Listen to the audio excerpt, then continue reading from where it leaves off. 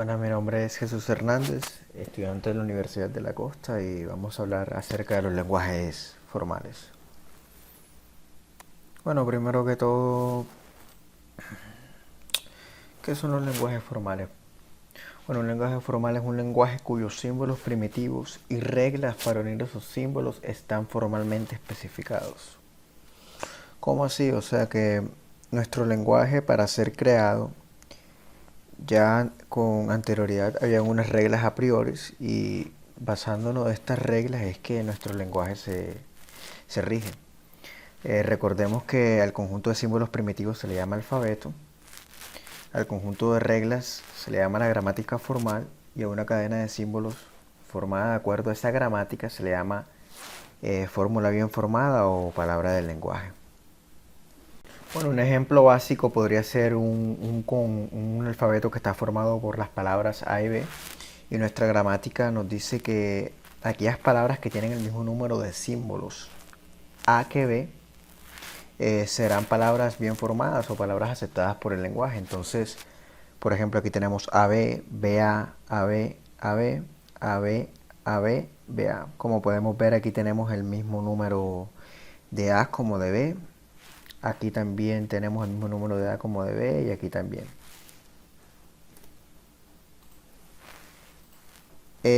Algunas características de los lenguajes formales son que presentan un entorno restringido, que presentan reglas gramaticales a priori, tienen un componente semántico mínimo, su lenguaje es muy simbólico, presentan universalidad, son precisos y expresivos y tienen una capacidad de expansión.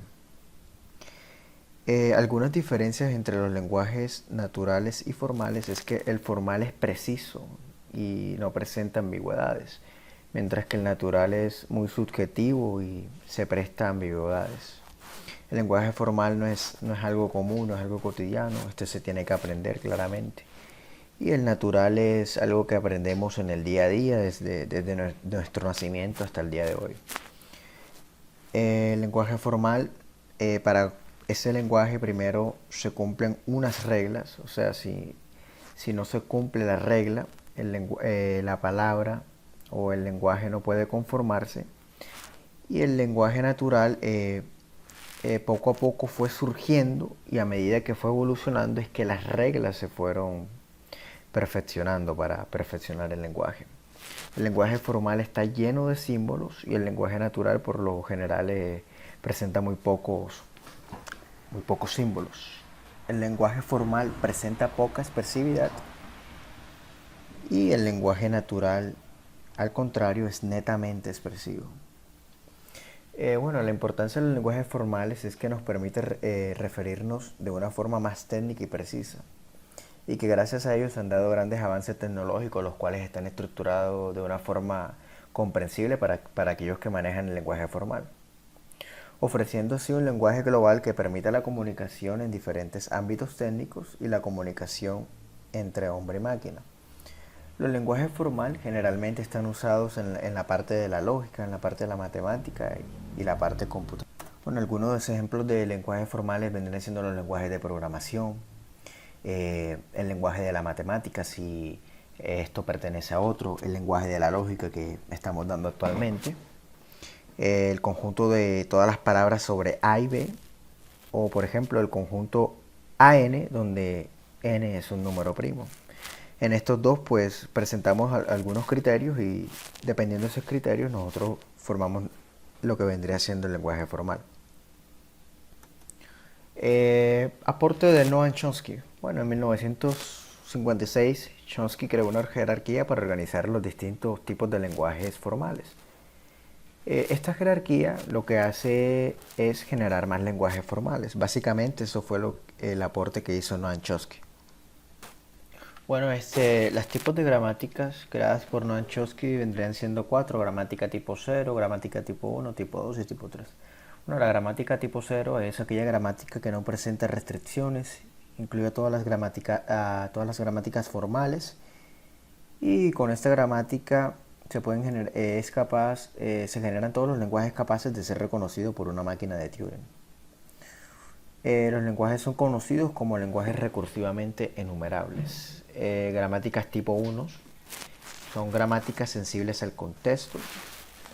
Generan los lenguajes sensibles al contexto, o sea que se basan en un contexto y basándose en él se generan las palabras. Gramática de tipo 2, o sea, las libres de contextos.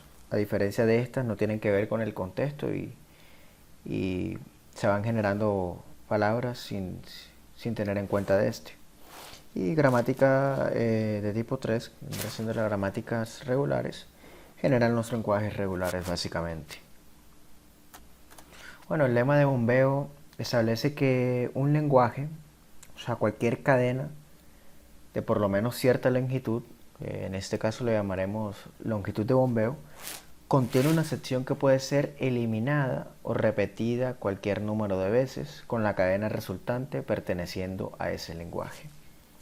El homomorfismo básicamente en las matemáticas o a veces simplemente se puede llamar morfismo, dice que desde un objeto matemático a otro con la misma estructura algebraica es una función que preserva las operaciones definidas de dichos objetos.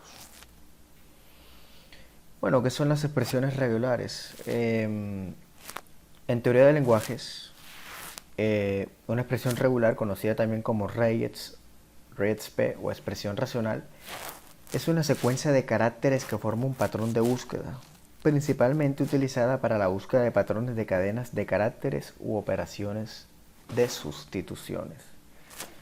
Su utilidad más obvia es la de describir un conjunto de cadenas para una determinada función, resultando de utilidad en editores de textos y otras aplicaciones informáticas para buscar y manipular texto. Bueno, básicamente es como si nosotros escribiésemos una cadena y esta es comparada en un archivo de texto o en algún texto de algún editor y con esa expresión nosotros podemos ya sea reemplazar, buscar o saber cuántas veces está esa palabra repetida. Eso es básicamente lo que es una expresión regular. ¿Qué es un autómata? Bueno, un autómata es un modelo matemático para una máquina de estado finito en el que, dado una entrada de símbolos, esta salta mediante una serie de estados de acuerdo a una función de transición. Esto puede ser expresado como una tabla. Esa función de transición indica a qué estado cambiar dado el estado actual y el símbolo leído. Bueno, básicamente se vendría siendo la representación del autómata, que en este caso podría ser la mismísima máquina de Turing. Aquí tenemos nuestra entrada de símbolos. Aquí tenemos el autómata. Aquí representativamente tenemos un estado que está leyendo este 1 y de acuerdo a la función de transición en este caso vendría siendo movimiento a izquierda y movimiento a derecha. Bueno, ¿qué vendría siendo un autómata finito? Un autómata finito, que además es un sistema determinista, es aquel que para cada estado en que se encuentre el autómata y con cualquier símbolo del alfabeto leído, existe siempre no más de una transición posible desde ese estado y con ese símbolo. ¿Cómo así? Nosotros tenemos aquí un autómata que está leyendo la palabra coding.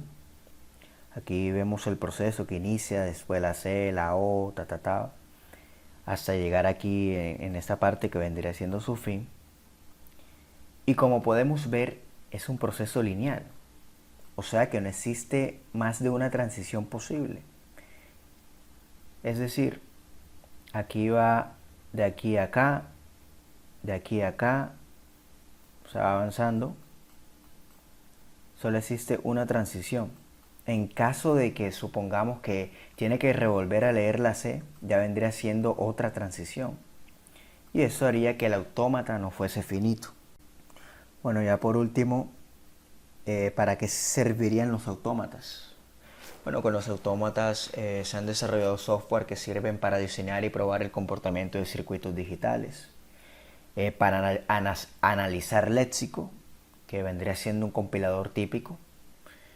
Ese compilador es aquel que separa el texto de entradas en unidades lógicas, tal como identificadores, palabras claves y signos de puntuación.